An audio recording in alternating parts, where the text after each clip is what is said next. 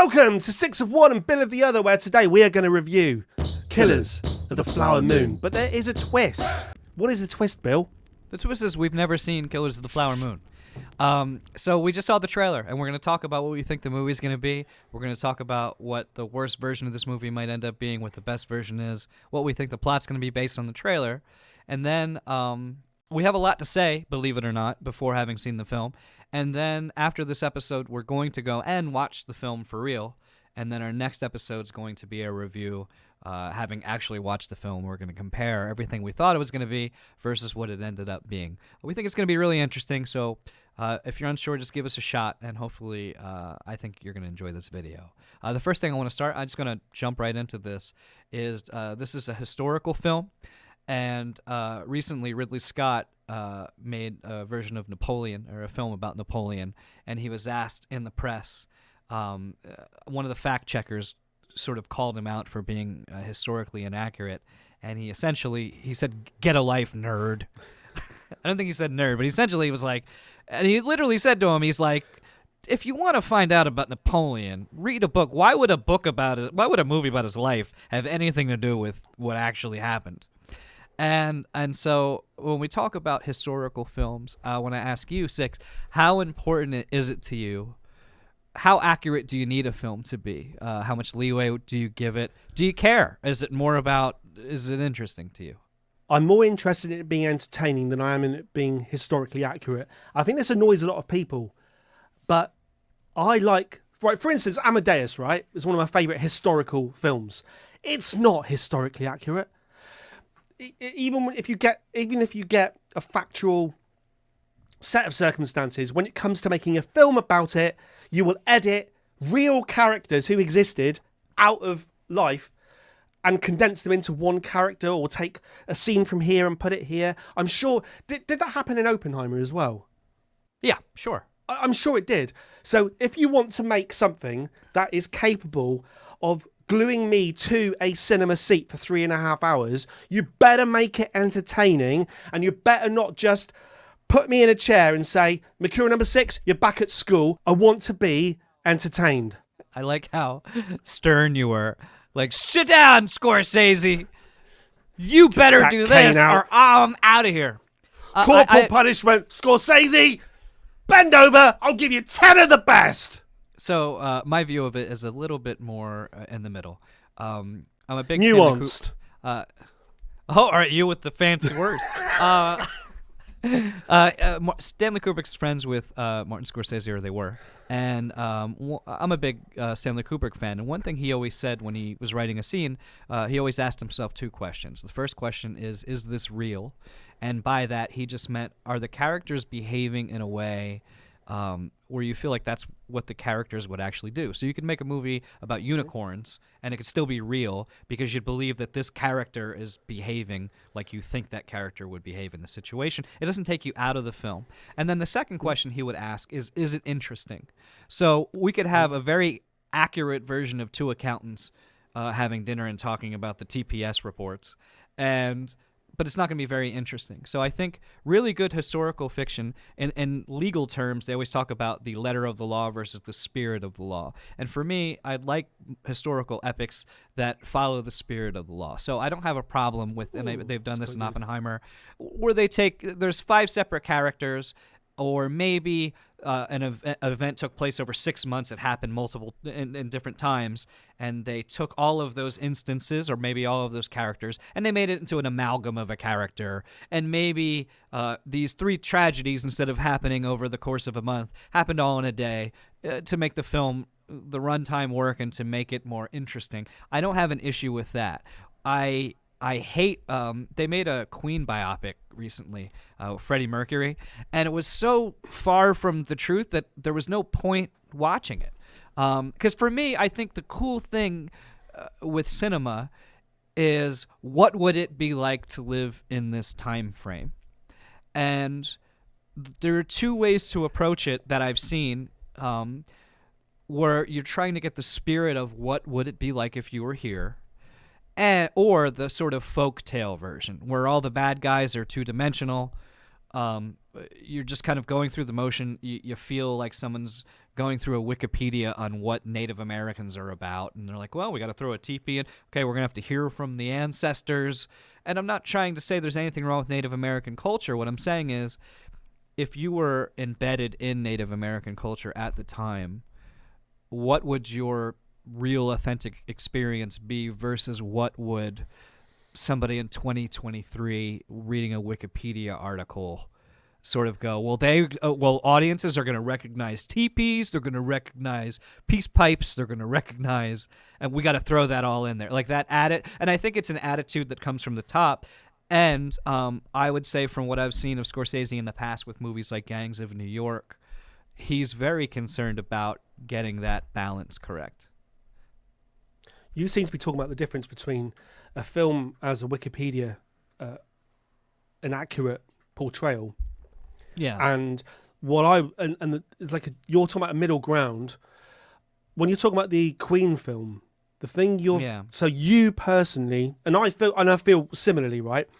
But if you've got a certain level of knowledge, you know how circumstances actually unfolded. However, the audience loved it. Around the world, people loved it. It was really, really successful. And if you and I were now and we had to do a Queen film, Queen biopic, and you want it to kind of climax, so to speak, at Live Aid. Not sexually. I missed the opportunity. All I did was raise my eyebrow. I missed the opportunity to say not sexually. And that's my thing that I do. Unbelievable. I stole your tagline. You stole my tagline. It's mine now. If we know we're going to film, if we know we're going to finish... I mean, it's just ridiculous. I feel like this is the lowest point of 2024 for me. Me putting my arms in the air and saying climax and not saying not sexually. It's just, I mean, when I look back at this episode, it will be all about me not saying not sexually. If we had to finish the movie with Live Aid, we want it to build up to that point with drama. Now, the reality, so what they did in the Queen film was they made out that Queen had kind of almost split up. They hadn't been together. Oh, someone's come at Bob Geldof and Midge have come at us with this option to do Live Aid. Let's get together. We haven't had any time to practice, and we get on the stage and we're amazing and we steal the show and it's just amazing and it all ends. No, they'd been on a tour. They're it's a kind of magic tour or whatever. They were a touring band. All they did was slot Live Aid in. It's completely misrepresentative of what happened. But the reality would have made for a terrible film. I disagree because I think Why do you disagree? Why do you disagree? Why do you disagree?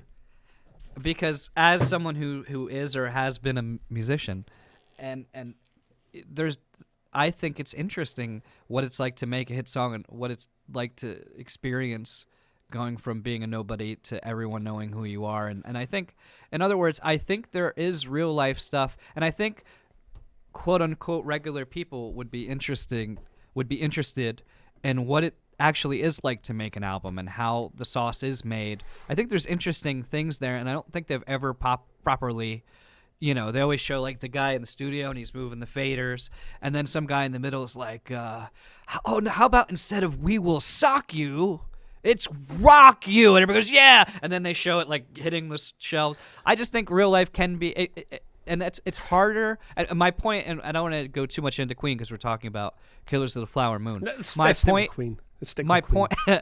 My point is, I think that it's harder to write in a way that's truer to life, but I think in the end, if you can do that, it's more interesting because we know the folk tale. We've all watched Avatar. We've all watched Dances with Wolves.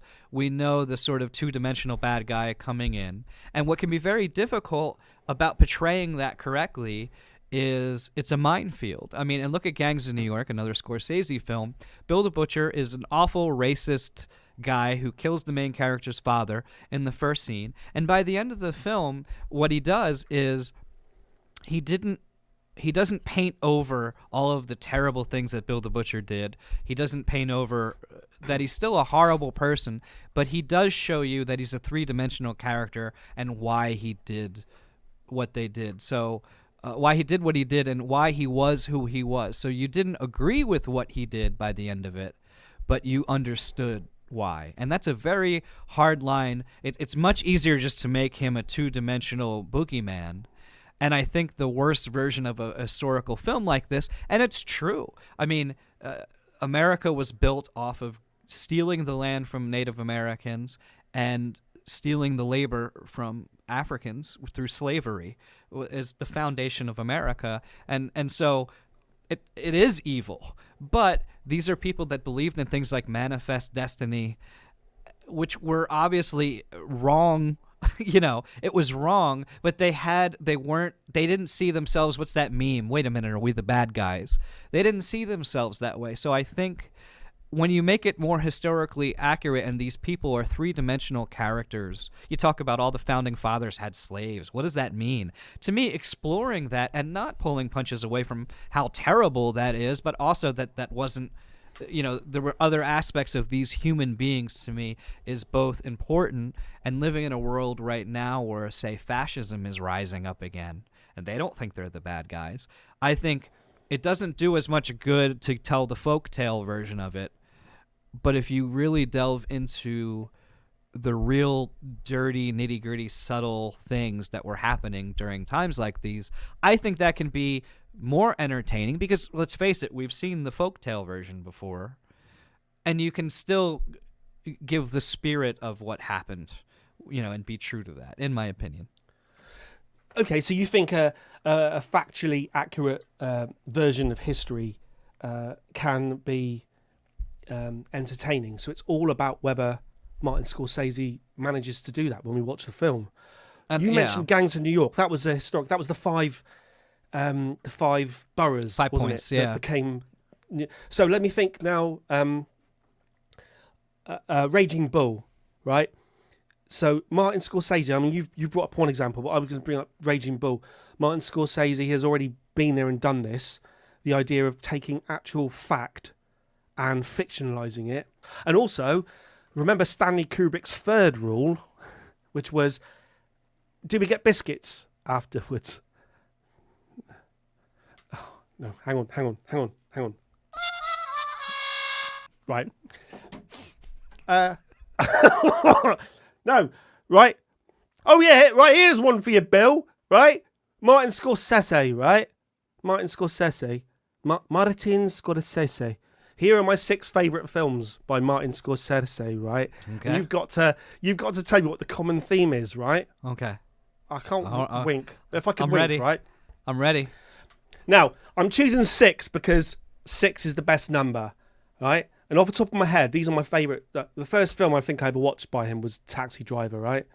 Taxi Driver, Raging Bull, King of Comedy, Goodfellas, right? Goodfellas, Cape Fear, Casino, right? Bill, for a starter for 10, right? Okay. What's the common theme? I'm pretty smart. I just want to say that ahead of time. So I picked up on this immediately. All 6 of those films were directed by Martin Scorsese.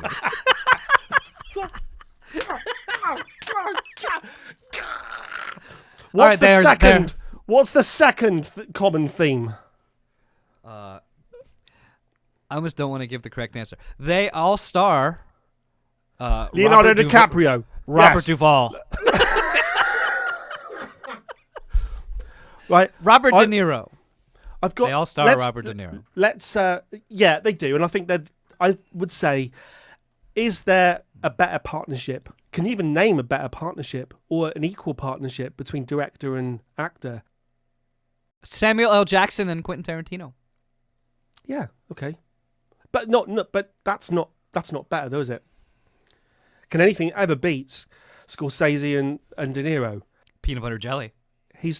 Oh God, you're right as well. Do you know what? I mean, that's pretty good. Have you ever had peanut butter jelly? Is pretty good. Right, here we go, right? So I've been brought up my whole life watching American movies, American TV. Was it Peanut Butter and Jelly? PB and J? P&J, right? Yeah, you can say PB&J. It's a sexual thing over here. We want to say that out loud. But and no one I've ever met has ever had peanut butter and jam.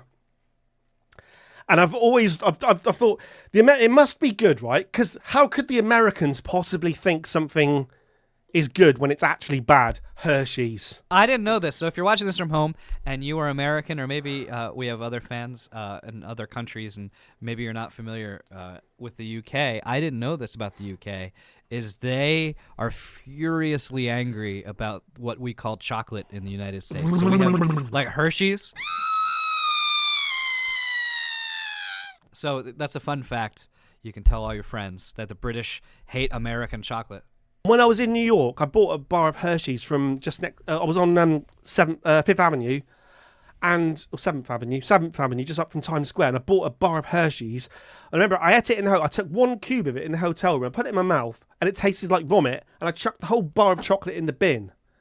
What is it? You're all mental. Anyway, I thought. Well, I don't know if you knew this, that in America we drive a lot more than other countries, to the point that when we go number 2, we always take the Hershey Highway. It's got good gas mileage. Can't be wrong about anything ever, right? So if they say peanut butter and jam is a good combination, which no, it's English peanut butter and people jelly. never. No, we don't have jam. I mean, jelly. Have you? Jam is like at your grandmother's, where she goes, "We don't have No. jelly, we have jam," and you go, "Oh, okay." No, well, the English people know what I'm talking about. We would call your jelly Jello. You call it Jello. We don't call it So- Jello. What are you so- talking? right, so- we don't. We do right. not call jelly Jello. Right. So when I was growing up, I knew that peanut butter and jelly. Yeah. That's it. Yes. Right. Now, if we over here put peanut butter into jelly, it would be an awful mess. It would look like a. It would just look like something had gone very wrong, and I mean sexually. No. So I thought I'm going to try this peanut butter and jam. I put the combination together, and oh my god, it worked. It's Oh, delicious. it worked. It's amazing, but the problem over here is you just need to define it, because you've probably got all the English people over here at the moment, like pretending they're American and walking around doing American accents and things. Well, they're probably busy. Does that happen? Yeah. Oh yeah. And No, seriously? Oh, yeah. That happens? Oh yeah. Oh yeah. Right. So like, So wait, they're wait, sorry, getting I gotta. pieces of bread. Yeah, Yeah. Peanut Oh, butter yeah. and jelly. Yeah. I gotta dive into this. So, do you know someone in your life? Obviously, don't name them. That you feel like is trying to put on an American accent. No. Do I look like I hang out with the youth? Oh, so it's young people that do it. Oh yeah. So are they like, yeah, man, hot dogs, apple pie, Joe DiMaggio? Like, Oh what yeah, are they? yeah. Give me the current American like slang. It's like an American slang thing that you do. Yo, this podcast is mid. Right, mid, right? So you'll Yeah. now have an English person going, oh yes, yo, dude, this podcast is mid, right? And it's like, what are you doing? I want to talk to them. Can we Yo. get them as a guest? I want to get a guest of them on the podcast. No. Yo, dude, so far, this is mid, good or bad? Or is it just middling? That would be correct. Average. It is the middle. It's average. It's average. Yes. So we're saying the podcast is average, right? Yep. Yeah. Hang on. Self-deprecation. Yo, dude, this podcast is middling. No, mid. No, shush. Yo, dude, this podcast is mid. PB and J. Right, so PB and J, right? So I was gonna say, right, before we go, so he's tried it. He did it with Raging Bull, which is one of my favourite films. I feel that over the past few years of Shutter Island and The Departed, was it? Yep. Love that part. I would like, interestingly, how many? I'd have to look at this up afterwards. How many films has Scorsese done with Leonardo DiCaprio now? He's become the new Robert De Niro, hasn't he? Oh, quite a few. And I think he was. They were doing an interview, and he was in a film I never even heard of that he starred in with Martin Scorsese. So quite a few, and I think they're a good pairing. Do you think watching this movie, because we've seen him with Leonardo DiCaprio and Robert De Niro so much, do you think it would be more interesting if they just had different actors? Like, and granted, Martin Scorsese is, I think, in his 70s, and every movie he does now, we're like, is this the last 81. one? 81. So I understand why he would want to work with actors that he knows he can rely on. But does part of you go like, I wonder what he could do with someone I don't recognize? Yes. Yeah, me too. I don't think it's a good idea to. I'm going to see whether my mind gets changed when I watch it, but I would rather it didn't star Leonardo DiCaprio and Robert De Niro. In the trailer, it starts off with like an overhead shot with lots of colourful people sort of dancing around in a circle, and it reminded me of either a similar shot from or just the general feel and vibe of that. Have you seen that horror, Midsummer? Yeah. With Florence Pugh in it. Yes, I have. Now, she's great. She's great, right? So this isn't a criticism of her. I think she's great and I think that film is amazing. But she spends the whole film doing this, right? Right? That was And from the brilliant. Oh my god! Wait, Yeah, I mean, that was Oscar. That was Oscar worthy. That was Oscar great. worthy. Right? Let's just imagine that I'm having my Oscar accepted by a Native American. That's a Marlon Brando reference for the folks at home. For the folks at home, he's making a Marlon Brando reference. When Marlon Brando won the Academy Award, I believe it was for Apocalypse Now or it was Godfather. It was for the Godfather. It was quite early. And yeah. he had a Native American woman accept the award in his stead. Have you heard that she wasn't a Native American? Now it's come out. Is that true? No. Yeah, well, she wasn't. She wasn't. So it's a bit of a shame. Right. Okay. Right. This is a genuine point now. Right. So Florence Pugh in Midsummer spends the entire film doing this. Right. Yep. Right. And from this trailer, right. Now, right. Before I say what I'm going to say, do you think Leonardo DiCaprio is a good actor? Yes. Right. I do. Okay. So in this film, I think Leonardo DiCaprio is going to spend the whole film doing this. Right. And I think he believes that's method acting. Because I'm going to portray a different character now. And so you don't think it's the same character that I portrayed in the last film that you just watched me in. Rather than have a bit of nuance and stuff and actually act, I'm just going to do this.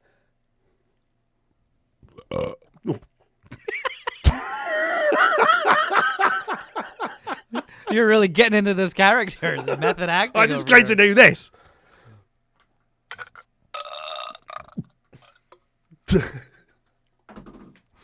So you think that I gather from that you do not think he's a good actor? I think he's great, but I think I don't believe you. I think that was the patented number 6 sarcasm coming out there. I do like Leonardo DiCaprio. I do rate him, but Leonardo DiCaprio spending the whole trailer pulling a grimace, method acting style. I think he is carrying on in the tradition of Brando. Brando. This is a take I've never heard of this movie. Okay, sure. Hang on. It's like Brando, right? Hey. Yeah, that's exactly what he talks like. Hey, I'll give you enough. You can't refuse. Unfortunately, I've actually snotted into those. So I've now got my right, and De Niro. Here we have a man who snots into tissue paper, and he puts the tissue paper in his mouth. I think. Okay, well, let me finish the point. I'm afraid to it. I'm afraid to let me finish the point. Right. So, I do rate Leonardo DiCaprio. I'm very worried about him. I feel he's going down the Robert De Niro path. I'm hoping that when I finally watch this film, I'm going to think that it's a good Robert De Niro performance, because I think Robert De Niro, I wouldn't say this to his face. I think Robert De Niro has been on autopilot now for a long time, and he just coasts through these films. He is. I wouldn't say this to his face. Well, we've learned from the Irishman that he's absolutely incapable of at least kicking you if you happen to be on the ground. Right. You don't have to worry about that. I never saw it. You never saw the Irishman. Okay. Right. No, but now you've seen the Irishman, yeah? Does it go against what I've just said about? I am the Irishman in this conversation. Oh, God, here we go. 7%. 7. 7%. My last name's Here we go Ryan. again. Scottish. Does he coast through that film as well? I No, think basically, okay, right. One more thing, right? He just keeps doing that Robert De Niro face. Now, you could say that it's because it is his face, and he's got no choice. But which is a valid argument. That is a valid argument. Let me do my Robert De Niro impression, right? And this is genuine. And bearing in mind, he's my favourite actor of all time. And You were just putting a tour de force on in this podcast. Go ahead. Here we go. Ready? Yeah.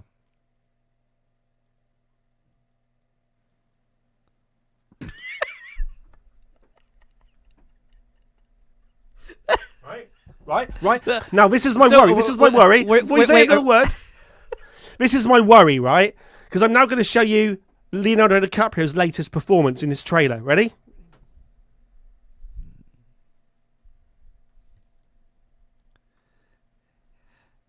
When you edit this, to me, you'd look like a fish. So when you edit this, I want little fish to be swimming by you, because that's what it looked like. All right.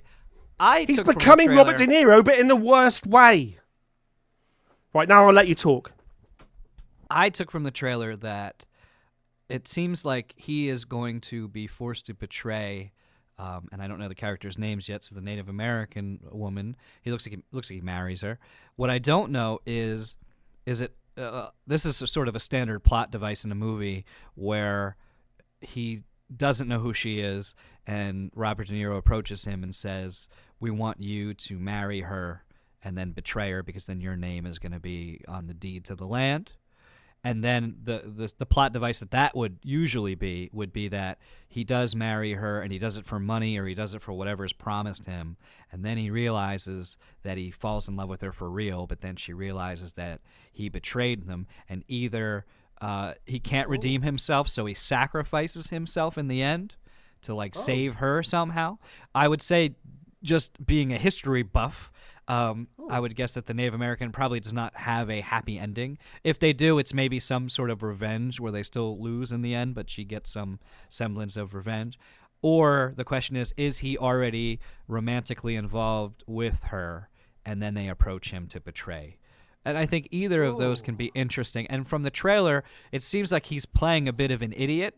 I could be wrong, but it seems like, just from his facial expressions that I saw in the trailer, it's more like he's playing a guy that's a little more simple than he's used to. Normally Leonardo DiCaprio, if you take out Gilbert Grape, normally he's playing a pretty smart character. And I kind of took from the trailer that it seems like he maybe is a little bit of a white trashy kind of thing happening. Okay. But that could be just the trailer. Maybe, he doesn't really speak a ton in the trailer, so it's hard to get a lot of nuance about what his performance. So to answer your question, I'm not that worried. I think my biggest worry when it comes to having established actors in movies like this is it's impossible not to see him as Leonardo DiCaprio. Just like Tom Cruise, it's impossible to see him in a movie and go, that's Tom Cruise. Or if Brad Pitt's in the movie, they're so recognizable, and they sort of always, Al Pacino, he always sort of plays the same character, but they're very good at it.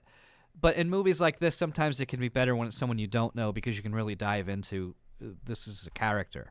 So I don't worry as much about how they're going to act in the film as, am I going to be able to suspend disbelief and forget that this is Leonardo DiCaprio, this is, Are you going to be able to disbelieve your suspenders? That's the important part. No, it's true. It's true. If you disbelieve in suspenders, basically things fall down. That's what happens. Fun fact, I've never wore suspenders, I don't think. Yeah, no, I've never worn them before. And I think that if I do ever wear suspenders, what's next? Death. Because I think I'll be in an old folks home and I won't know what they're doing, and they're like, "Oh, here, Bill," and they'll put it on, and then I'll just sleep and never wake up that night. What I quite like there is I think you've basically mentioned what the plot of the film is. I was trying to work out what I got from it, and I think I got from it was so the Native Americans are given some land because they kind of been bullied out of their own land, and the white people at the time give them this land thinking it's a worthless plot of land. There you go, live over there. Turns out it's got loads of oil on it. Robert De Niro seems to be orchestrating some sort of plot to get in with the families And it seems to, from the shootings in the trailer, and there's an explosion as well, it seems to be that murders are happening to have the land end up in this people's possession rather than these people's possessions. So I'm watching the trailer, and I thought what was interesting about it is you've got an 81-year-old man directing this film, and the trailer is cut to this kind of weird kind of dubstep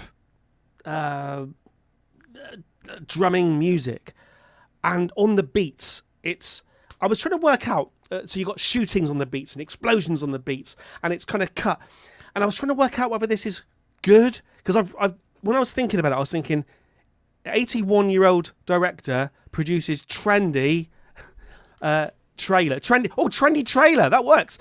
81-year-old director produces trendy trailer. Trendy trailer?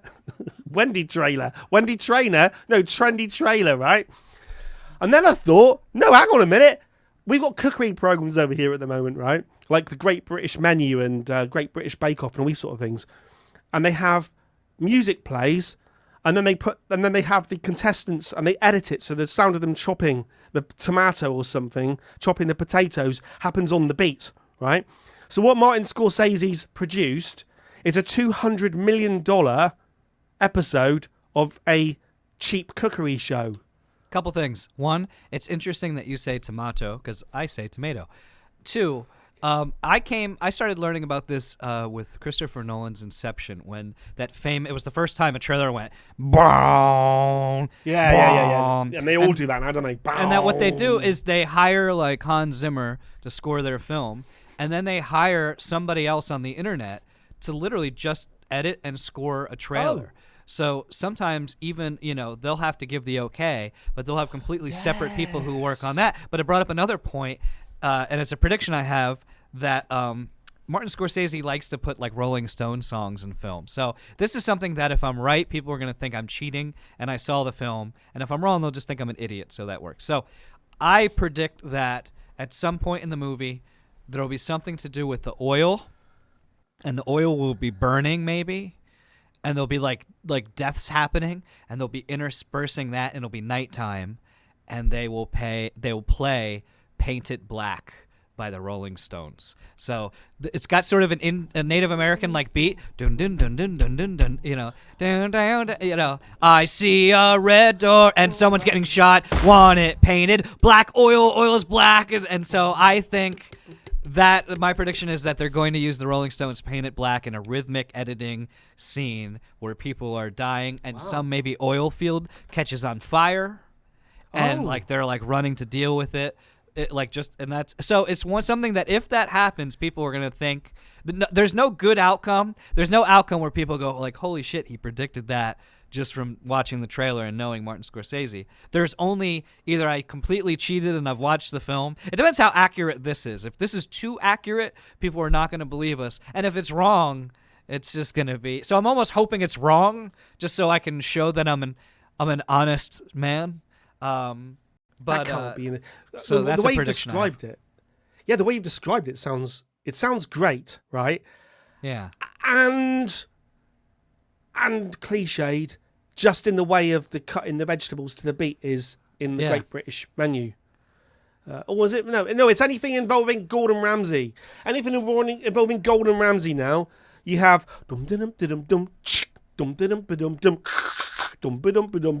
dum dum dum dum dum dum dum and it's like onions being chopped. I've never watched cooking shows except for there's one that my wife has me watch, and the reason I like it is they'll make like craft stuff, so it's like this really beautiful like dish where they paint it and it looks amazing, and then they'll have the contestants do it, but the contestants are all terrible. So it's almost like the American Idol with the bad singers, where it's like they'll make it and it's the most pathetic looking thing falling apart, and it's hilarious.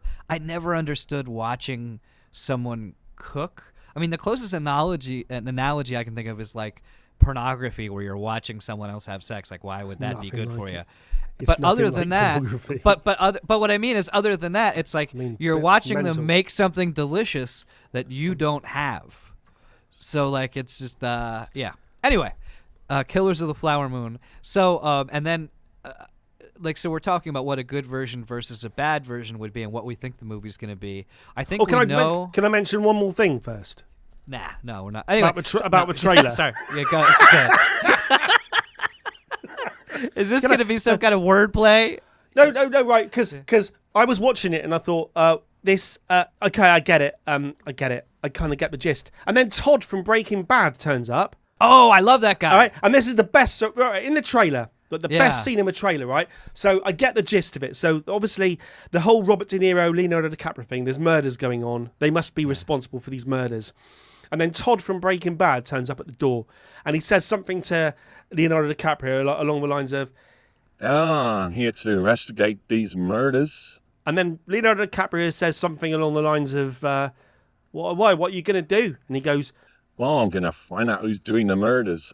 I was sent down from Washington, D.C. to see about these murders. See what about him? See who's doing it.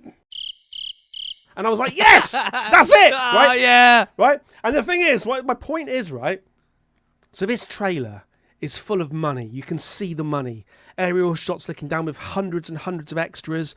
There's explosions. There's dramatically lit scenes. There's all this stuff going on, and it's all kind of going over, like, it's just doing that. And then this scene in the doorway, which could be filmed on an iPhone for like £5. Yeah. That's the best scene in the trailer. Right. Where So were we? now I'm going to let you get back because I interrupted you with my favourite scene, Todd from Breaking Bad, in this film that cost 200 million, but it's only grossed 156 million, so it's currently at a loss. What were you going to say? Right, the worst or the best? The worst version of this film. Well, no, is- I was going to say how much Oh. I like Todd, and from Breaking Bad. I think that we don't know his real name. He's just Todd. But he was great in Breaking Bad. He was really good in I'm Thinking of Ending Things, which was a Netflix film. He was really good in his episode of Black Mirror where he played sort of a psychopathic Star Trek one. captain of I love that episode. And he was great in it. And He's great. I love that guy. I love he's that guy. very good at being both likable and unsettling at the same time. And looking like Matt Damon. He looks like the weak kid. We don't have the budget for Matt Damon. Like he used to be that. I think of him more. But when he He's first came better than around, Matt Damon now, isn't he? everybody joked. I have to say I like Matt Damon. I'm a fan of both of them. Was he in The Martian? I just watched The Martian. Matt Damon was, Todd from Breaking Bad was not. Yeah. I So don't think so. Todd from Breaking Bad Yeah. was in The Martian. Matt Damon, was he in I want to say Let me give you a funny Matt Damon story. He said Matt Damon was in the movie Rounders. I don't know. And Rounders, if you haven't seen it, I would highly recommend it. It's a movie about poker. And in the first scene, he plays a college kid, and he's putting all of the money he's earned, so like hundreds of thousands of dollars, in this poker game. And in the first scene of the film, he loses it all to a Russian character played by John Malkovich. And so they're filming this first scene, and all of the crew are super excited. They can't wait for John Malkovich to show up. And John Malkovich shows up, and so they sit down. They're like, how is he going to betray this Russian? So they all sit down, and he goes, Give this man his money. and everyone, after the scene cuts, everyone gives him a standing ovation. And Matt Damon says that Matt Damon must have been sort of looking like, what this? And he said John Malkovich leaned into him and he said, I'm a terrible actor.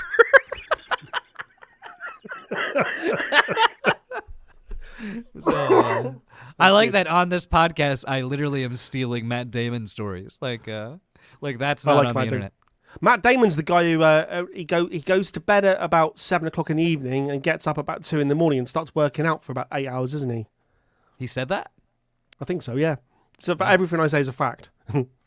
Right. So yeah, that's true. That's everything's a true story. Just to like get back to topic. So it only made 150 million with a 200 million dollar budget, and obviously it's going to be on streaming. So some people could say that they make money by having people sign up to streaming services. I believe it's on Apple TV in order to watch it. My question is, a lot of films these days, and I know my attitude is, they'll come out in the theater, and I know it's going to be in the theater for a month or a week or a day, and then I know it's just going to be, a lot of the comic book movies now will come out, and I'll go, well, I'm not going to pay to go see that. I'm just going to wait till it comes, and I'll watch it on my TV. And I did that with this. I'm doing it with, I want to see the 5-hour version of Napoleon. I think there's one more that's coming out that I'm looking forward to seeing, and I think a lot of people do this. So, do you think this is the death of cinema? We saw Oppenheimer and we saw Barbie do really well, but for the most part, I would say of the upcoming movies, I would probably pay to go see Dune, the sequel, in IMAX. I don't know of any other film that I would pay to go see where I can just wait to see that it's going to be on TV. So what do you think about our movie's out in theaters for 2 weeks, and now it's going to be streaming? I agree with you. I think there's an argument for that. I went to see.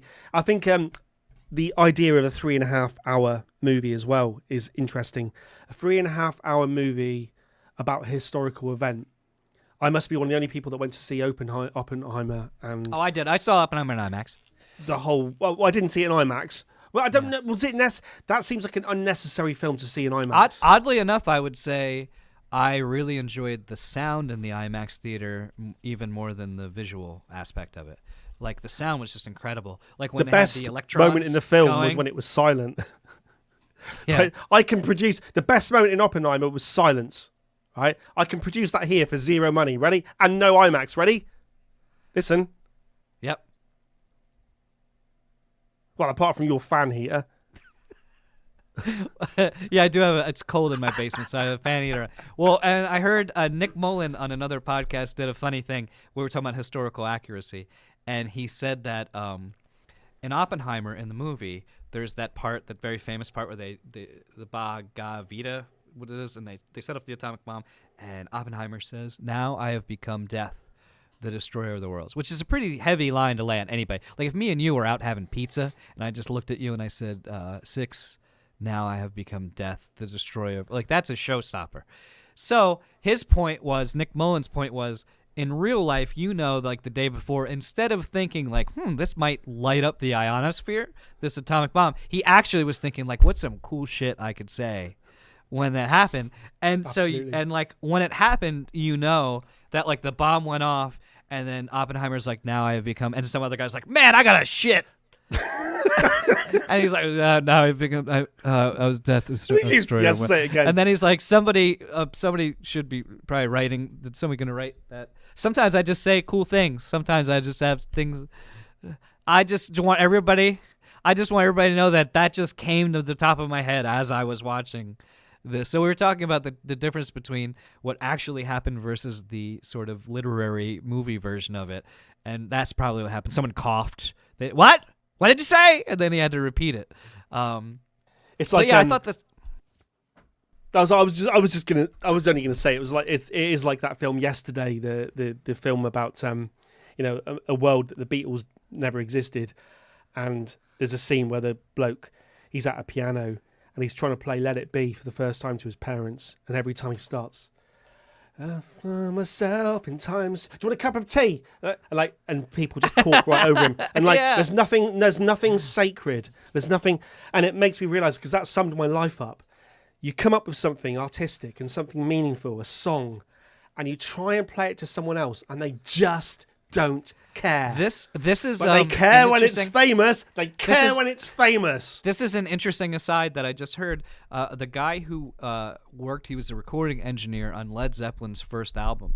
And when it was finished, he took it separately to both George Harrison and Mick Jagger and was like, you got to check this out. And he played them Led Zeppelin's first album, and he said both of them, they were like, this is shit. Like, neither of them liked it at all. They were just like, ugh. And this is, one of the big famous, of course, famous for a lot of actual blues musicians who they ripped off all the songs for that first album.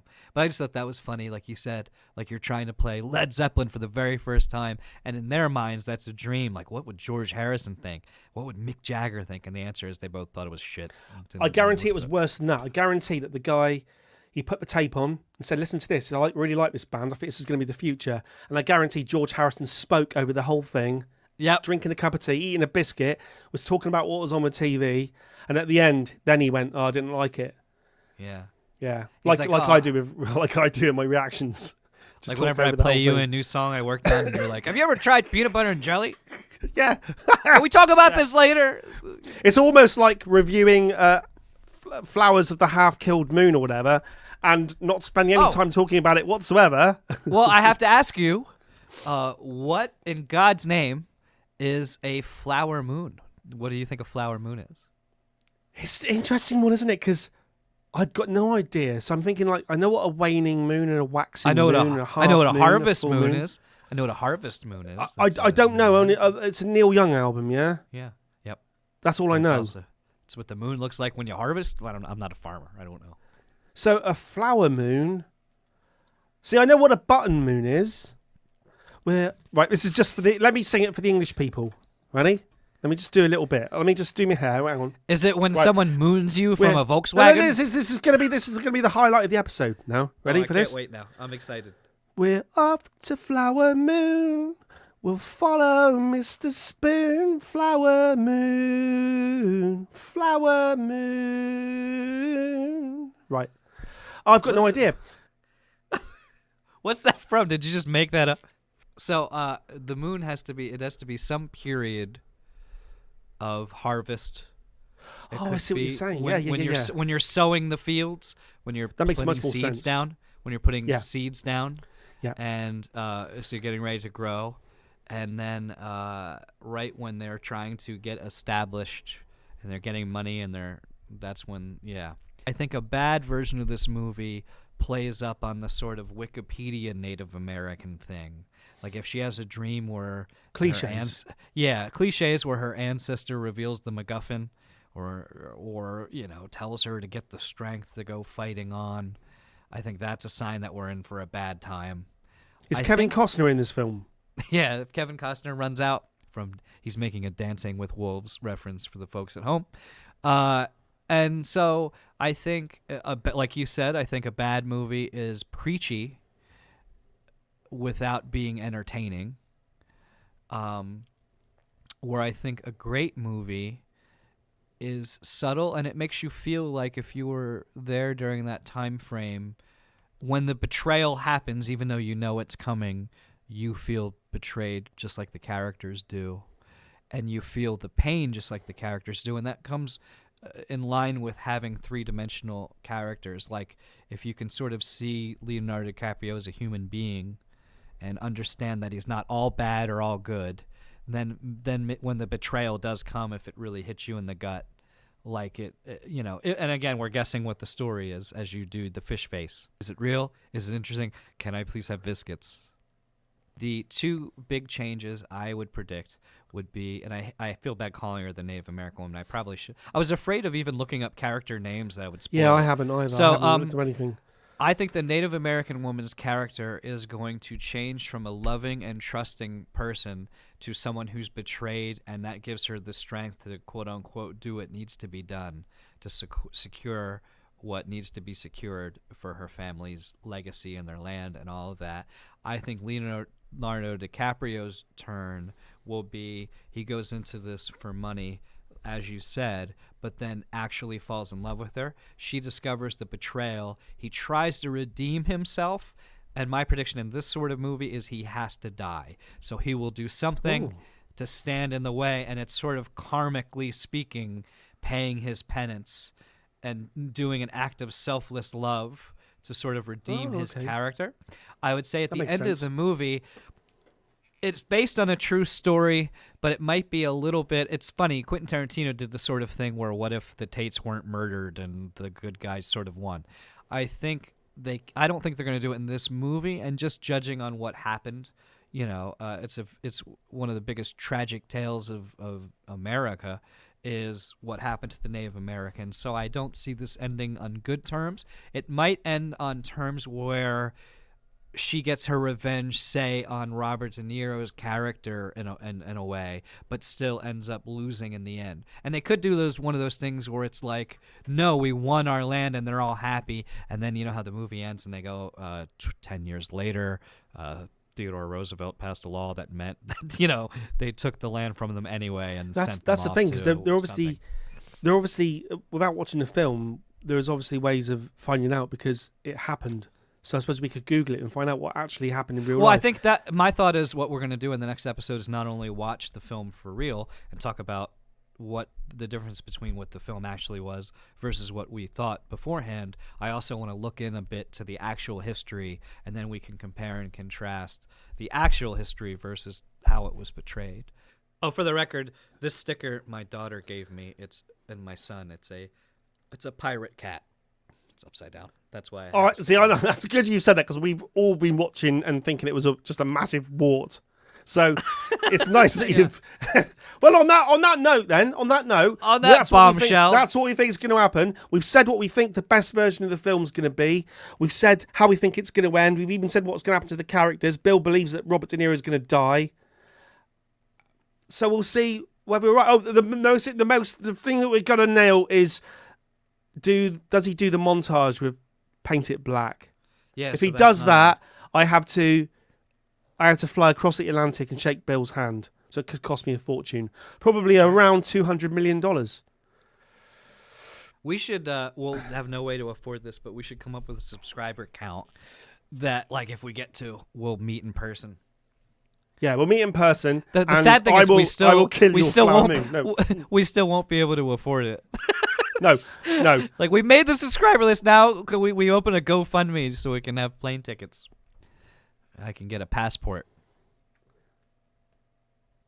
Oh, that bombshell. So, over. Until next time, where we're going to talk about the actual film that we've watched. Over. And